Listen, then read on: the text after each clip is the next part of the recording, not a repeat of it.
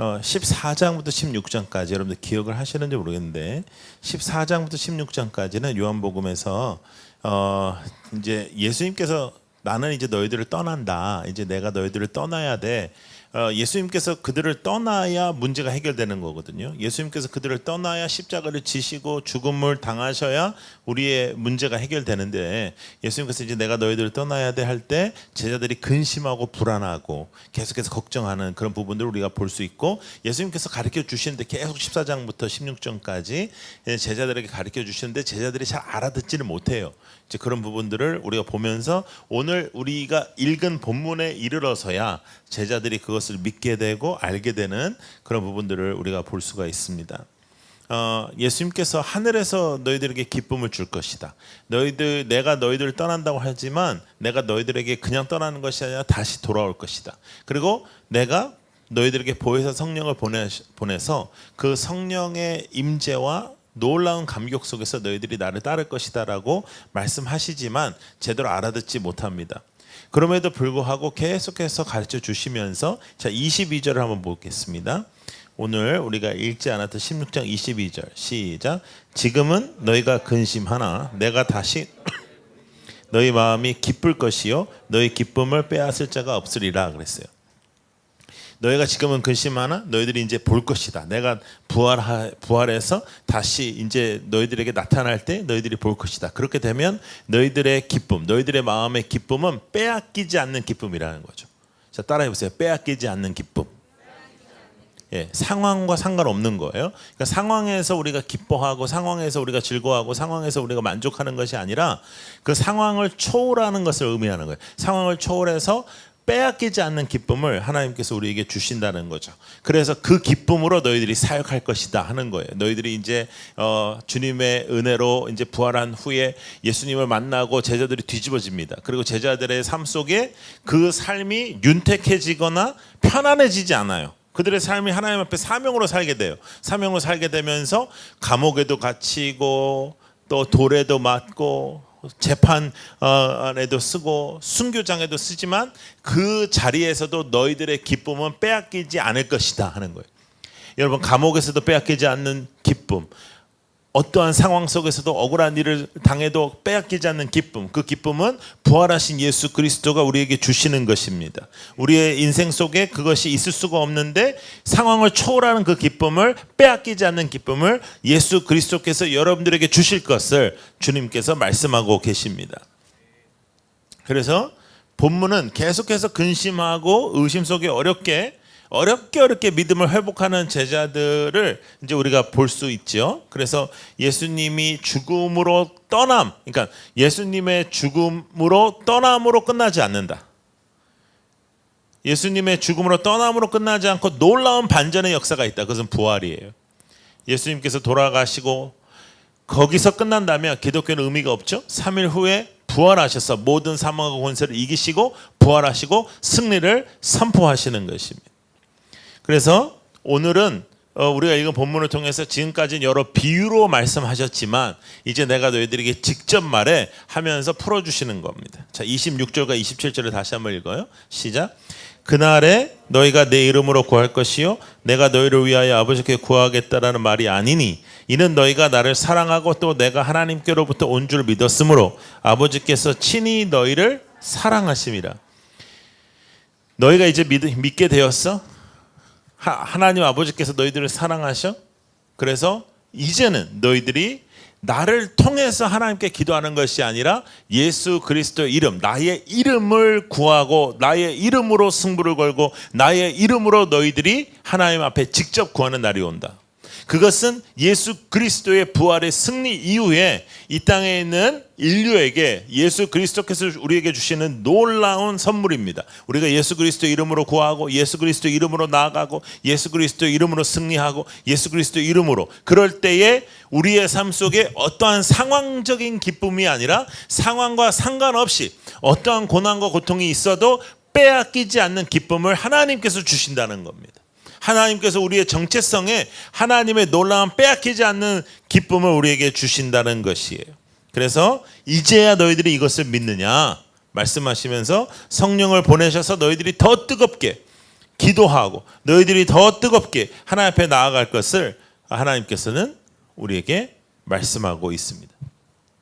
1897년 일본에 군국주의 황실이 일본 국민을 천황의 신민으로 만드는 국민 헌장을 발표합니다. 그러니까 이제 다 황자에게 이제 무릎 꿇고 이제 그렇게 사는 것을 다 받아들이는데 기독교인 우찌무라 간조, 여러분들 잘 아는 사람이죠. 모르면 무식한 겁니다. 근데 하여간 일본에서 대표적인 기독교인이 별로 없어요. 예, 그렇기 때문에 우찌무라 간조 정도는 알고 있는 게 좋아요. 근데 이 사람이 반대해요. 반대하는데 반대하니까 완전히 국가에서 핍박당하고 왕따당하고 아무것도 못하는 지경에 이르자 그가 글로 이렇게 표현을 해요. 그의 책에 나는 일본에게 버림을 받고 하나님께 위로를 받았다. 여러분 성경에는 단 한 번도 예수를 믿는 길이 넓다, 예수를 믿는 길이 평탄하다, 예수를 믿는 길이 편안하다라고 말씀하지 않아요. 처음부터 십자가를 지고 나를 따르라, 좁은 길로 나를 따르라, 세상이 너희들 미워할 거다라고 말해요. 그럼에도 불구하고 성경에서 분명히 그렇게 말하는데도 우리는 참 이상하게 기도를 해요. 내 인생을 편안하게 해달라, 내 인생을 대로로 만들어달라, 장애물은 없애달라, 나는 대체적으로 미워하는 거 싫어한다, 나를 다 사랑하게 해달라, 이렇게 기도한단 말이에요. 성경에서 이미 그렇게 안 된다. 너희들이 나의 사람이면 너희들은 그렇게 안 돼. 그런데도 우리는 그것 외에 다른 것으로 배우는 거예요. 여러분 크리스찬의 삶은 이렇게 그 물이 이렇게 흐른다면 우리가 역행을 하는 거예요. 이렇게 쉽지 않아요. 여러분 한국에서 여러분들은 커서 이렇게 데이트할 때 대한민국에서 데이팅이라는 거는 진짜 여러분 너무나 장르가 별로예요. 영화 보고 밥 먹고 커피 마시고, 커피 마시고 영화 보고 밥 먹고, 아니면 밥 먹고 뭐 커피 마시고 영화 보고 뭐 이런 식이더라고요. 근데 이제 미국에서는 사실은 이런 그 야외에서 할 수 있는 게 되게 많거든요. 그 중에서도 이제 이렇게 강가나 이런 데 가서 이렇게 보트를 하나 빌려서 이렇게 우리 어렸을 때는 그런 게 좀 유행이었어요. 이렇게 노를 져서 이렇게. 그러면 여러분 그 여자애를 앉혀놓고 얼마나 남자애들이 애를 쓰겠습니까? 탁 이렇게 하는데 처음에는 잘 가요. 왜냐하면 물에 따라가거든요. 그러니까 이게 별거 아니구나. 근데 이제 돌아서 이제 보트를 다시 돌려줘야 되잖아요. 죽어요. 예. 암만 해도 안 와. 암만 해도. 예. 그것도 그 요령이 필요하고. 그런데 이 세상에서 크리스찬으로 산다는 것은 물이 흐르는 이 흐름대로 간다는 게 아니에요. 가지 않아요. 정말로 이 땅에서 하나님의 사람으로 산다는 것은 내 목숨을 내어놓고 하나님께서 원하시는 그 길을 걷는 것입니다. 근데 그 길을 걸으면서 우리에게는 어떠한 연료가 있냐 하면 하나님께서 우리에게 허락하신 빼앗기지 않는 기쁨, 빼앗기지 않는 능력, 빼앗기지 않는 하나님의 동행하심, 빼앗기지 않는 하나님의 약속이 우리에게 있다라는 거죠. 그렇지 않으면 우리가 이 싸움을 싸울 수가 없죠. 요한복음 15장 19절 아주 중요합니다. 자, 요한복음 15장 19절 시작. 너희가 세상에 속하였으면 세상이 자기의 것을 사랑할 것이나 너희는 세상에 속한 자가 아니요 도리어 내가 너희를 세상에서 택하였기 때문에 세상이 너희를, 그러니까 일단 예수님께 속해 있으면, 예수님의 사람이면 환난을 겪고 이 세상에서 손해도 보고 한다라는 거죠. 그러니까 그거를 안 하게 해달라고 기도하는 것은 무지한 것입니다. 오히려 우리는 그 빼앗기지 않는 기쁨으로 하나님만 주실 수 있는 능력으로 좁은 길을 걷게 해주십시오. 끝까지 그 진리의 길을 걷게 해주십시오. 승리하게 해주십시오라고 기도하는 그러한 하나님의 군사가 되어야 될 줄로 믿습니다. 그것이 신앙적인 콜링이라는 거죠. 근데 김혜곤 교수는 이런 주석을 달았어요. 예수님께 속해 있지도 않고 그닥 세상에도 속해 있지 않는 사람들은 대략 어떤 행동을 하냐면 세상에서 받은 대로 응대한다는 거죠. 그러니까 세상에서 날 미워하면 나도 미워하고, 세상에서 날 좋아하면 나도 좋아하고. 그것은 예수를 믿는 것이 아닙니다. 그래서 예수 안에 있는 자는 환난과 고통에 놀라운 모습을 보여요. 왜냐하면 환난과 고통 속에서도 빼앗기지 않는 기쁨을 보이는 거죠. 그것을 우리는 사도행전 시리즈를 통해서 보았잖아요. 감옥에 갇혔는데 감옥이 열렸는데 안 나가고, 감옥에서도 찬양하고 기도하고, 돌을 던져도 찬양하고 기도하고 감사하고 죽으면서도 얼굴빛이 환하게 죽고, 그것은 이 세상의 맥락이 아니에요. 세상의 흐름은 그렇지 않아요. 세상의 흐름은 내가 폭력과 내가 어떤 파워와 어떤 레버리지를 사용해서 누군가를 이겨내는 것이 세상의 방법인데, 기독교의 방법은 그렇지 않습니다. 죽음도 우리의 기쁨을 빼앗갈 수가 없습니다. 왜냐하면 우리의 소망은 이 땅에 있지 않고 하늘에 있거든요.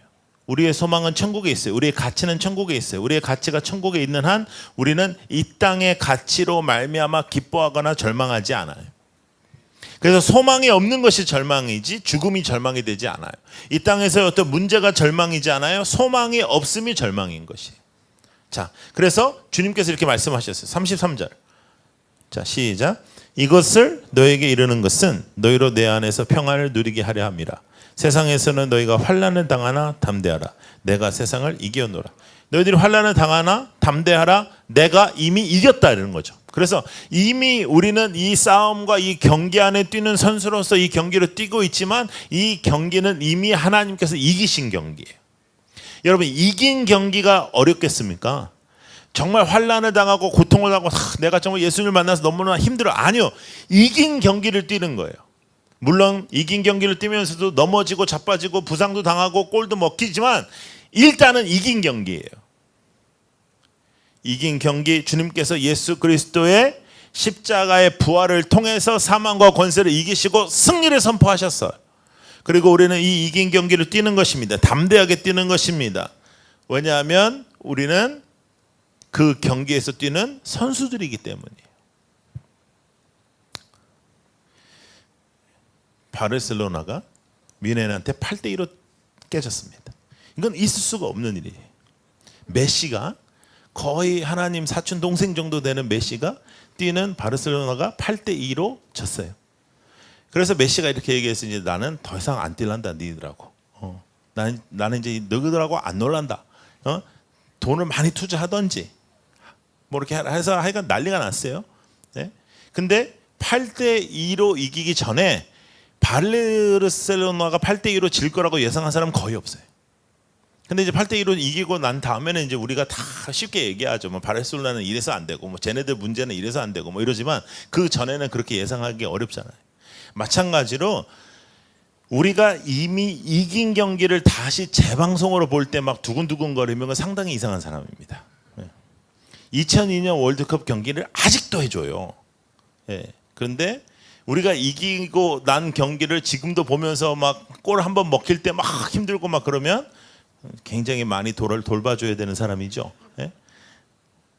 그런 인생을 우리가 사는 거예요. 여러분, 절망 속에서, 환난 속에서, 고통 속에서 앞이 안 보이는 그런 시간들을 맞이할 때가 있어요.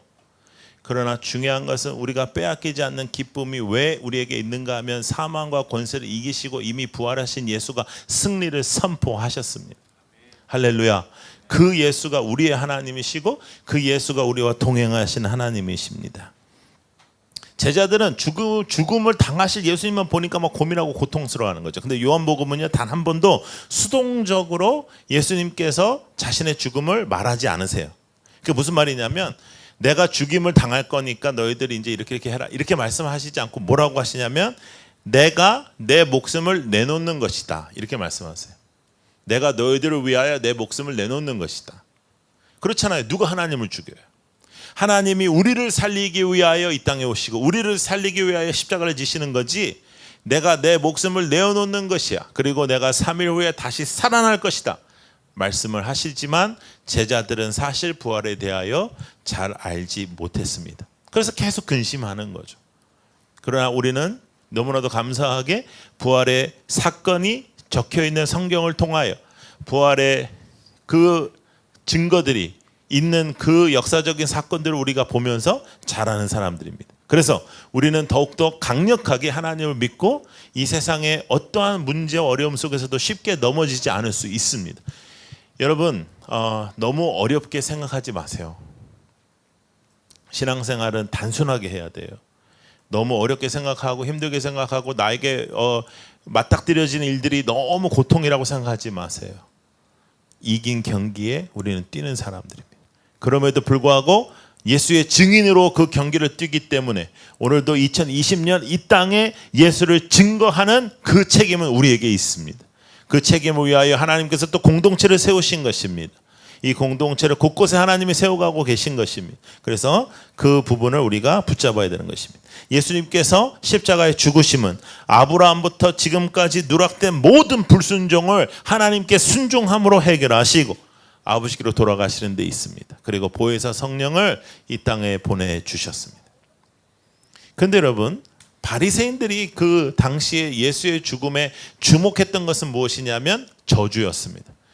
저 사람은 하나님이 될 수 없어. 저 사람은 자신이 말하는 메시아가 될 수 없어. 왜냐하면 그는 하늘의 저주를 받았다. 이렇게 바리새인들은 말하고, 그래서 십자가의 형태로 해서 죽게 하는 거예요. 일부러라도 다른 죽음이 아니라 십자가 형태로 해서 죽게 하는 것은 저주 때문입니다. 자, 그것을 성경이 이렇게 풀어줍니다. 신명기를 한번 볼까요? 신명기 21장. 예, 앞으로 가야지 나옵니다. 신명기 21장 22절 23절.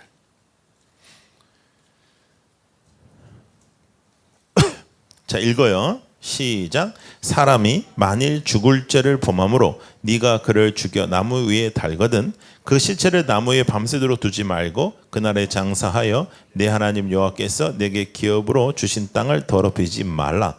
나무에 달린 자는 하나님께 저주를 받았음이니라. 이 구절을 가지고 심판하는 거예요. 십자가에 달려 죽게 하는 예수는 하나님 앞에 저주를 받은 자다, 이렇게 말하는 겁니다.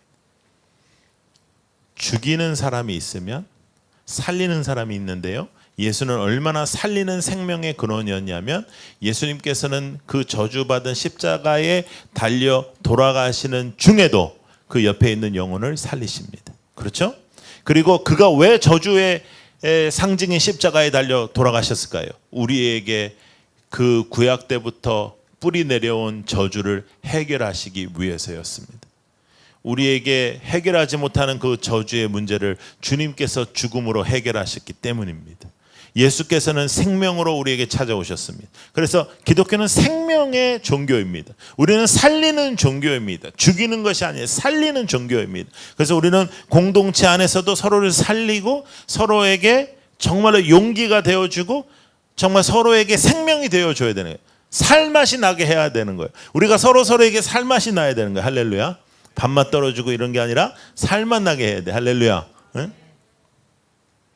그래서 주님은 십자가 위에서도 생명을 선포하시고 바리새인들은 그를 저주로 몰아갔지만 3일 후에 부활하심으로 그 모든 사망과 권세를 끊어내신 예수 그리스도가 우리의 구세주이심으로 우리는 이 세상에서 이긴 경기에 뛰는 선수로서 이기었다고 말씀하시는 예수 그리스도의 자녀의 권세로서 살아가는 것입니다. 어려운 일 당하셨습니까? 힘든 일 당하셨습니까? 슬픈 일을 당하고 있습니까? 여러분, 그것에 그 상황에서 빼앗기지 않는 기쁨을 누리시기를 원해요. 그래야 그것이 증거가 되죠. 상황적인 기쁨과 행복이 아니라 상황이 절대로 빼앗을 수 없는 기쁨. 이 세상은 빼앗을 수 없는 기쁨, 이 세상은 빼앗을 수 없는 행복, 이 세상은 빼앗을 수 없는 권세를 하나님께서 우리에게 허락하여 주셨습니다. 값을 치르시고 다시 사신 예수께서 우리의 주인이십니다. 나의 감정이나 생각은 그렇게 중요하지 않습니다. 본질 외의 것으로 인생을 낭비하며 살지 마세요. 자, 따라해보세요. 본질 외의 것으로 인생을 낭비하지 않는다. 그래서 기도하지 않고 아무렇게나 공동체 안에서 어떤 말도 하지 말고요. 자, 이것도 한번 따라해 보세요. 생각을 말로 옮기면 사람이 나타나고 기도를 행동으로 옮기면 생명이 나타난다. 할렐루야. 제가 한 말입니다. 예. 그래서 꼭 우리가 기도를 통해서 생명을 나타내는 생명의 수호자들, 생명의 전파자들, 살려내는 사람들, 살리는 공동체 되기를 원합니다. 할렐루야. 여러분 세상을 이기는 믿음을 주셨잖아요, 우리에게. 그러니까 세상이 하는 대로 응대하지 마세요. 세상이 하는 대로 반응하지 마세요. 세상이 여러분들을 이렇게 하는 대로 반응하지 마세요. 누군가가 여러분들을 비난하고 누군가가 여러분들을 뭐 억울하게 하고 그것대로 반응하지 마세요. 왜냐하면 우리는 빼앗기지 않는 기쁨이 있는 사람들이에요. 겸손함으로 주의 인격을 본받아 사랑과 긍휼의 마음으로 살아가는 것입니다. 손해 보는 거예요. 누가 뭐라 그래도 여러분 시간이 지나면 다 나타나요. 괜찮아요. 좀 참아내요. 인내하세요. 하나님께서 하나님의 일들을 여러분들을 통해서 경기에 뛰는 선수로서 우리가 하나님의 영광이 되기를 소원합니다. 예. 골도 좀 넣고 맨날 먹히지만 말고 맨날 넘어지지 말고 뛰어다닐 수 있는 신앙의 성장이 우리 공동체 안에 있기를 축복합니다. 우리 임 목사님하고 우리 박국희 목사님하고 제가 한 2주 전에 천안에서 이제 세미나를 이제 가게 됐어요. 그 목사님은 이렇게 조각가이신 분이에요. 예술가예요. 그러니까 그래서 그쪽에 가면 카페나 교회 가면 막 큰 벽에 뭐 다 그분의 작품이고 이래요.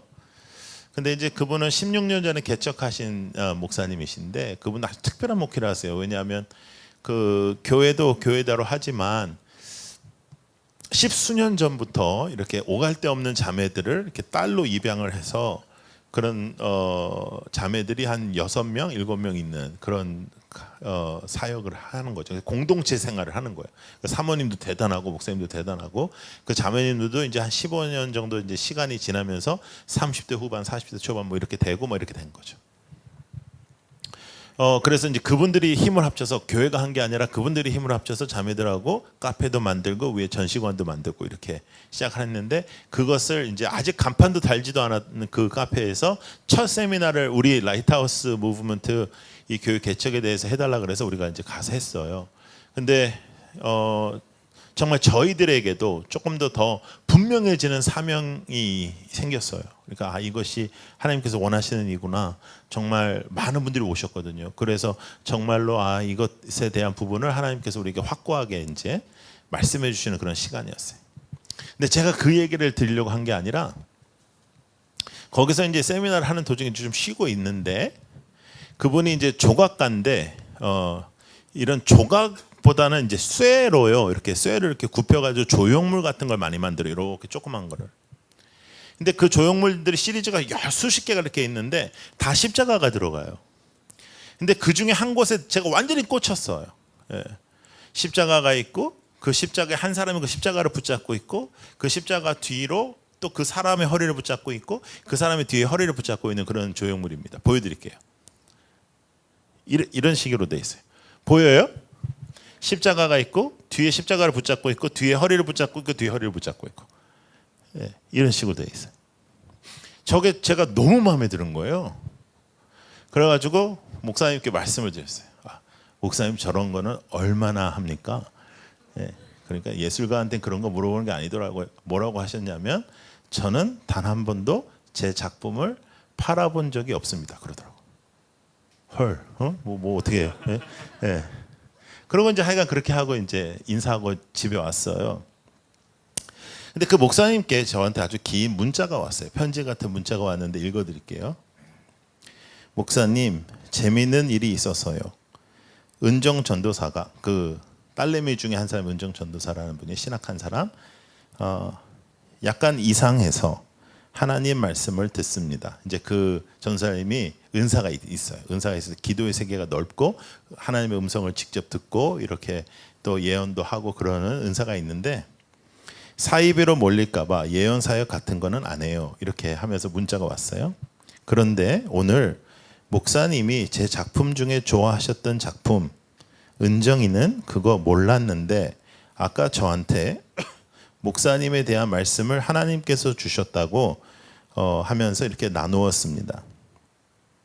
그러니까 제가 그게 좋다라고 말한지 모르는 상태에서 전사님이 제가 기도 중에 홍 목사님에 대한 말씀을 하나님께서 하셨어요 하면서 나누는 거예요.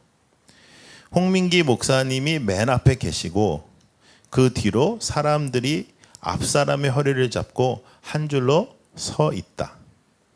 목사님이 여기저기 다니실 때마다 사람들이 와서 꼬리를 잡아 줄이 점점 길어졌다.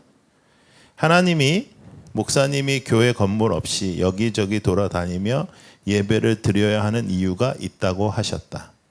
가는 곳마다 하나님이 구원할 영혼들이 있기 때문이라고 하시면서 힘든 여정길이지만 하나님이 늘 함께 하실 것이라고 말씀하셨다.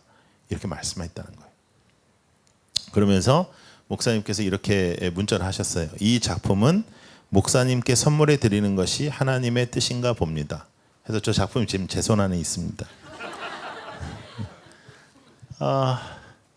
여러분, 하나님이 살아계시다 뭐 이런 것은 우리가 항상 말하잖아요. 근데 때로는 정말 소름 끼칠 정도로 하나님의 살아계심을 느낄 때가 있어요. 근데 그 소름 끼칠 정도로 살아계신 하나님의 역사를 우리가 붙잡고 살아가는 데 있어서 가장 중요한 것 중에 하나는 뭐냐면 십자가를 잡는 거거든요. 헛된 것을 잡는 게 아니에요. 우리나라가 지금 너무 질서가 완전히 무너졌잖아요. 왜냐하면 십자가를 잡지 않고 이렇게 떠들고 그러기 때문이에요. 십자가를 잡고 하나님 앞에 나아가고 그 다음에 공동체로서 우리가 서로에게 해야 될 것은 무엇일까요? 우리가 서로의 허리를 잡고 서로가 쓰러지지 않게 함께 나아가는 거죠. 그것이 공동체입니다. 여러분, 우리가 사실 라이트하우스 방배에서도 여러 젊은이들이 왔다가 정착도 하고 정착도 못한 친구들도 많이 있습니다. 모든 것이 우리가 또 처음이고 또 우리 자신 자체가 미숙해요. 우리 자신이 미숙한 문제가 제일 크죠, 사실은. 그래서 이런 일도 있고 저런 일도 있지만 이 공동체가 십자가를 붙잡고 하나님보다 앞서지 않고 하나님 붙잡고 나아갈 때 하늘에서 주시는 빼앗기지 않는 기쁨, 빼앗기지 않는 능력, 그것으로 이미 이기시고 승리하신 이 싸움에서 하나님의 선수로 발탁되어 우리가 그 경기를 뛸 수 있지 않겠습니까? 그리고 그 선수로서 살아가는 우리 매일매일 하루하루가 정말 의미 있고 아름답고 귀한 시간이 될 수 있지 않겠습니까? 여러분, 하나님의 살아계심을 우리의 호흡을 통해서 드러내는 공동체가 되기를 소원합니다. 기도하십시다.